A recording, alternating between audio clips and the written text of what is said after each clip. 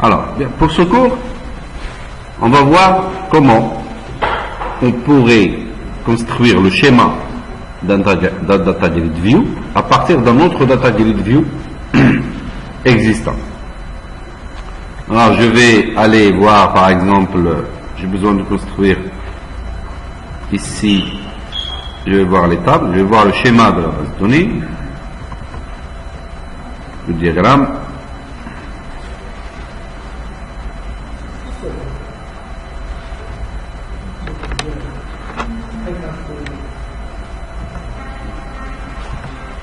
Je vais, par exemple, prendre cette table stagiaire.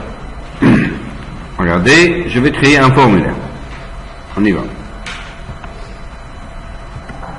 Dans les formulaires, ici, Forms, je fais touche droite et je fais ajouter un formulaire Windows et je fais je l'appelais FRM affectation et je fais ajouter. Dans un premier temps, je vais faire la chose suivante. Après, on va voir dans le cours qui va suivre à quoi ça va servir cette opération qu'on va faire. Je vais aller sur la boîte à outils, je vais prendre un data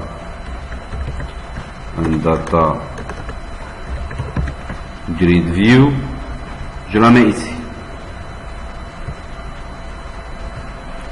Je vais faire un copier-coller, relever et je le mets là. Et je vais ajouter des boutons. Je vais ajouter des boutons ici. Je le prends et je l'appelle par exemple BTN gauche-droite. Et ici, dans le texte, je vais faire comme ça. Voilà. Et je le mets ici. D'accord? Je fais CTRL-C, CTRL-V. Je le prends. Je fais propriété, name, ici. Je l'appelle BTN droite-gauche. Et dans le texte, je vais mettre, où est-ce qu'il est le texte? Je vais mettre ça. Celui-là, il va m'envoyer une ligne de ce data grid vers celui-là. Après, je fais CTRL-V. Ici, propriété, je vais lui dire BTN tout gauche-droite. Et ici, je vais mettre deux fois ça. Ça aura l'air d'envoyer tout ceci ici. Je fais CTRL-V. Ici, je fais BTN quoi tout droite gauche. Et ici je mettrai deux fois comme ça. Bien, j'ai créé mes petits maintenant qu'est-ce que je dois faire? Je dois aller vers ici, je me mets là et je dois aller vers la classe donnée ici. Je vais prendre comme d'habitude, c'est ça, je vais prendre son espace de nom. Où est-ce qu'il est? Namespace, celui-là. Ça on a l'habitude maintenant, hein? CTRL-C et je vais aller sur affectation.cs et je fais ça, c'est pour pouvoir utiliser, pour pouvoir voir la classe donnée, c'est ça. Et je vais faire using ça. Après je fais un point virgule ici et dans le form load ici je vais instancier alors données d est égal à new données et je fais comme ça. J'ai oublié une chose, c'est que je dois renommer c'est quoi ça? Je dois renommer. Celui-là, je l'appellerai. Juste pour. Qu'est-ce qui se passe? On a fait une propriété.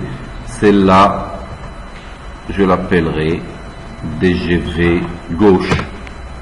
C'est juste pour le test. DGV G. Et celle-là, je l'appelle DGV droite. Alors, dans le formulaire, je vais lui dire D.remplir grid. Non. Point remplir grid. Qu'est-ce que je lui dis? Le string data table, c'est la table stagiaire, c'est ça? Stagiaire. Alors, pour les gens qui se demandent c'est quoi ce remplir grid, allez vers les cours 3, c'est ça? Le remplissage de la grid, c'est le cours 3. Vers le cours 3, et vous allez voir en détail comment on avait fait. Virgule. Le data grid, c'est DGV gauche. J'ai rempli ma première data grid. Alors, je vais aller sur le menu. Comment il s'appelle? FRM affectation. Je vais aller sur le menu. Menu, ici. Et je vais ajouter ici affectation, par exemple. Affectation. Et là, je double-clique dessus. Et je vais lui dire FRM quoi? FRM affectation, c'est ça? F est égal à new affectation, point virgule, et je fais f.show dialogue. C'est ça? Show dialogue, ça veut dire? Show dialogue, ça veut dire que lorsque vous l'affichez, vous ne pouvez pas aller derrière. Mais on va faire point show parce que ça va nous déranger. Point show, et je fais comme ça, point virgule. Bien, j'exécute. Vous voyez que je n'ai plus de soucis maintenant pour le remplissage du grid. En 2 minutes, je peux la remplir.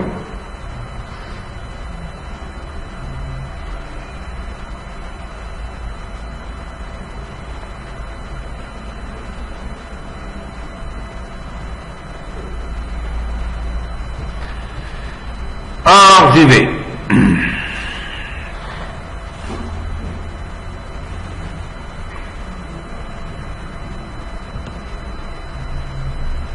Voilà, j'ai rempli ma data grid. D'un autre côté, qu'est-ce que je veux? Je veux construire cette grille-là à la base de cette grille-là. C'est-à-dire que je vais lire colonne par colonne cette grille et la construire ici.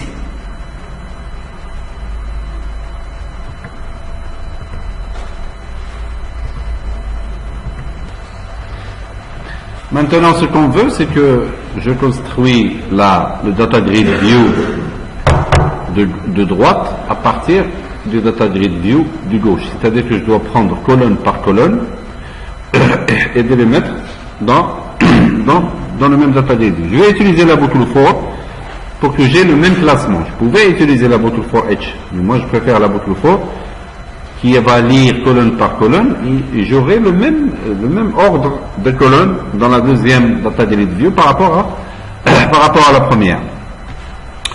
Alors, voilà ce que je vais faire. Je fais for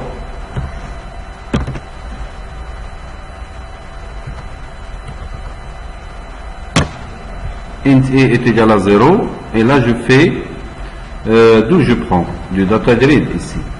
C'est ça? DGV, je fais des bêtises, point quoi? Point columns count. Point column count. Je crois que c'est bon. Bon, j'y vais. Pourquoi il dit ça? Ah?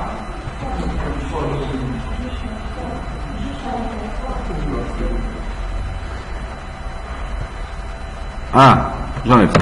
Allez. Qu'est-ce que je vais faire? Je vais créer un objet de type data grid view colonne. Je vais lui donner un nom, je vais lui donner un type. type de cellule, type de données qui va se mettre dans la cellule lorsque je vais la remplir.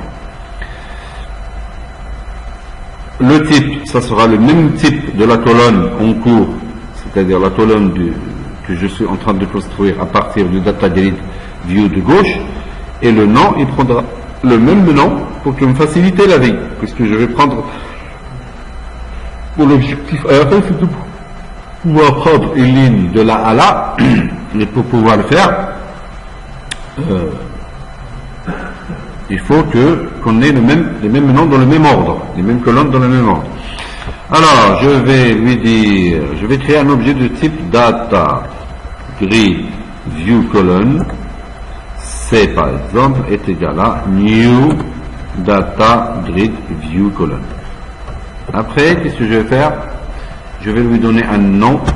C.name est égal à quoi? Est égal à le même nom, regardez, dgv. Regardez, point columns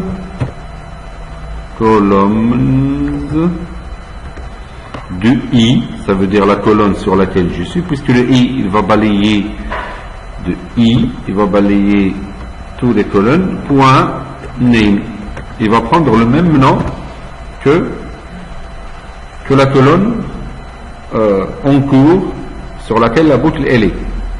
Ça va? Pour i égale à 0, il va prendre colonne de 0. I égale à 1, il va prendre de DataGrid View de gauche colonne de 1, et ainsi de suite. Il va prendre son nom et son type. Pour prendre son type, c'est c.template, c'est ça? Point quoi? Point cell template est égal, toujours je vais prendre ça, et il va prendre celle de gauche, point cell template, et je fais point virgule. Et après, qu'est-ce que je fais? Je vais l'ajouter dans la DataGrid de droite. DGV droite, point columns. Oui, je vais la rajouter. Columns, point add de cet objet DataGrid View colonne que j'ai construit. Il me faut autre chose, c'est que je fais le header text aussi. Le header text, c'est ce qui va s'afficher dans l'entête de colonne dans le DataGrid View. C.header header cell ou header? Header point header text est égal à ça, toujours ici, point aussi header text, point virgule. Je vais voir est-ce que ce que je dis est vrai.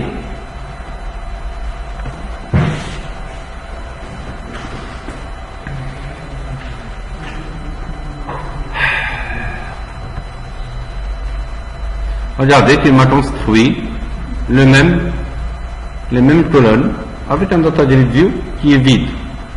Maintenant, si ça marche pour ces deux DataGrid View, logiquement, il doit marcher pour tous les DataGrid View. Qu'est-ce que je vais faire? Je vais prendre ça. CTRL X, et je vais aller vers la classe interface, puisqu'il est interface. Elle est là, une classe dans laquelle je gère tout ce qui concerne ce qui se passe dans les formulaires. J'ai créé la classe données avec tout ce qui est accès aux données, et j'ai créé la classe interface pour gérer toutes les méthodes qui concernent les formulaires, ce qui se passe dans le formulaire. Et je vais créer une nouvelle méthode ici.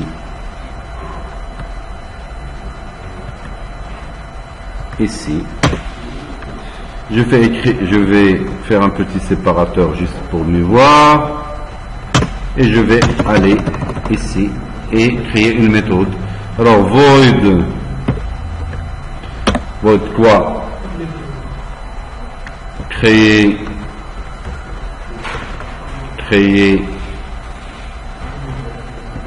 grid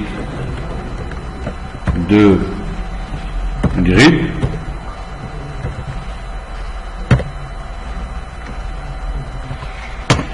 je fais une accolade et je la ferme. Et ici, regardez, qu'est-ce que je fais? Data Grid View, Data Grid View, Grid View, je l'appellerai DG, virgule, asl, l'origine. De gauche, ça va être l'origine toujours, et de droite, ça va être, et Data Grid View, Data Grid View, droite, D. Et ici, au lieu de D1, je l'appelle DG, et ici, DG, et ici, DG, et ici, DG, et ici, DD. Ça marche? Qu'est-ce que je vais faire? Dans le formulaire d'affectation, ici, je vais l'appeler, je fais interface, non, ça c'est pas ça, il me faut l'espace de nom, je vais aller sur interface, où est-ce qu'il est interface? Interface, j'ai interface, il me faut son espace de nom, il est là. Je vais aller sur FRM affectation. Je crois que je l'ai déjà, cet espace de nom, non? Je l'ai déjà. Ah, je l'ai déjà. C'est G interface, alors, c'est pas interface. Parce que interface, c'est un mot-clé de C# pour créer des interfaces.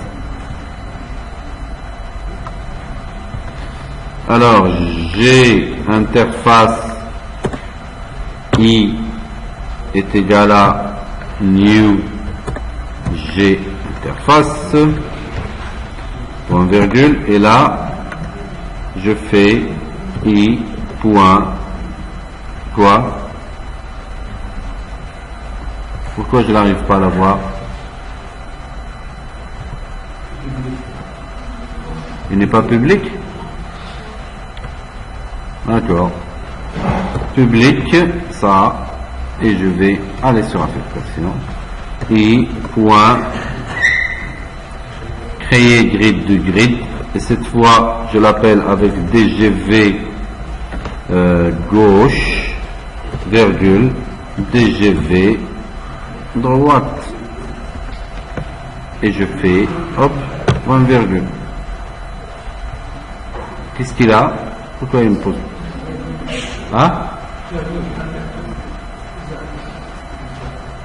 Quelle interface?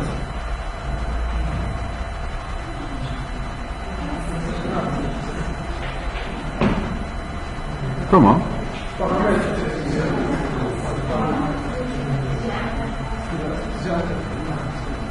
Ici? Dans la classe, j'ai interface? J'ai oublié quoi? Rien? Ah, ça. D'accord. Bon, j'exécute pour voir est-ce que ce que j'ai fait, ça marche.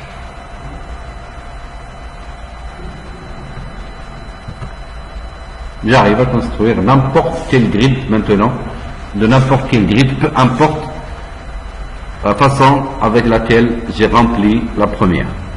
Maintenant, ce que je veux, c'est que lorsque je sélectionne une ligne et je clique sur ce bouton-là, il faudrait qu'il me prenne colonne par colonne. Il faut que je prenne colonne par colonne et que je trace ça. D'accord? Alors je vous laisse faire cette partie-là. D'accord? Je vous laisse faire ça et l'appliquer, et après on revient sur ça. Vous allez sur la classe interface et vous allez créer cette méthode-là. Après, dans le code là, vous allez remplir le data grid à partir du data grid. Allez-y. Je vous laisse sur classe interface, celle-là. D'accord?